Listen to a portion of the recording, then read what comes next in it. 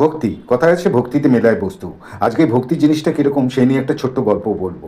একদিন শ্রীরামচন্দ্রের রাজসভায় গুরু বশিষ্ঠ এসে উপস্থিত হলেন। সবাই তাকে হাত জোর করে প্রণাম জানালেন, কিন্তু হনুমান রাম নামে এতই মগ্ন ছিল যে তে খেয়ালই করলো না যে গুরু বশিষ্ঠ এসছেন। দেখে গুরু বশিষ্ঠ একটু ক্রুদ্ধ হলেন এবং শ্রীরামচন্দ্রের কাছে গিয়ে বললেন, শ্রীরাম, আজ তোমার রাজসভায় আমি অপমানিত হয়েছি। সবাই আমাকে প্রণাম জানালে হনুমান আমাকে কোনো প্রণামই জানালো না, সে নিজের খেয়ালেই বসে রইল। এর একটা শাস্তি তোমায় দিতেই হবে। শ্রীরামচন্দ্র বলল, গুরুদেব আপনিই শাস্তি ঠিক করুন। তখন গুরুদেব বলল যে না, তুমি ঠিক করো। আবার শ্রীরামচন্দ্র বলল যে দেখুন, আমার হয়তো একটু ভালোবাসা আছে ওর প্রতি, কিন্তু আপনি যদি শাস্তিটা ঠিক করেন সেটা যথাযোগ্য হবে। গুরু বশিষ্ঠ তখন বলল, আমি যা শাস্তি দেবো তুমি তা মেনে নিতে পারবে না, তুমি তাই করতেও পারবে না। তখন শ্রীরামচন্দ্র বলল, আপনি আমার গুরুদেব, আপনার প্রতি আমার যথেষ্ট ভক্তি আছে, আপনি বলুন কি করতে হবে। তখন বশিষ্ঠ বলল যে ওর মৃত্যুদণ্ড দিতে হবে।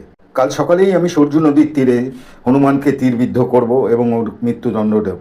গুরু বশিষ্ঠ তখন বলল, তোমার কাছে যত দৈব বাণ আছে সেগুলো নিক্ষেপ করতে তুমি পিছপা হবে না। শ্রীরামচন্দ্র বলল, যথাজ্ঞা গুরুদেব। সভা শেষ হলো, হনুমানও তার বাসভবনে ফিরে এলো। তাকে চিন্তিত দেখে মাতা অঞ্জনী জিজ্ঞেস করলো, কি হয়েছে পুত্র? হনুমান তখন মাতা অঞ্জনীকে সব কথা খুলে বলল, প্রভুর হাতে মৃত্যুবরণ এ আমার পরম সৌভাগ্য, এতে আমি ভয় করি না।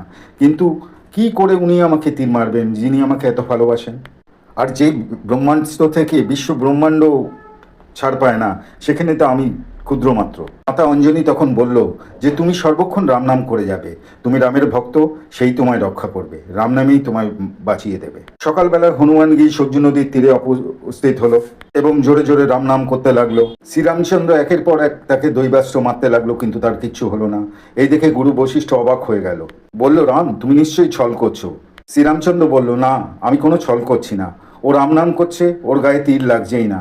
আমি বলতে পারবো না এ কেন, হয়তো ওর ভক্তির জন্যই এই তীর ওকে রক্ষা করে যাচ্ছে।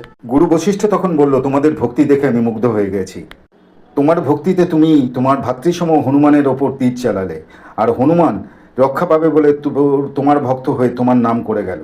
কাজেই এর চেয়ে বড় ভক্তি আর কি হতে পারে। পরে এরকম আরও ভিডিও নিয়ে আসছি, অনুগ্রহ করে সাবস্ক্রাইব করে পাশে থাকুন।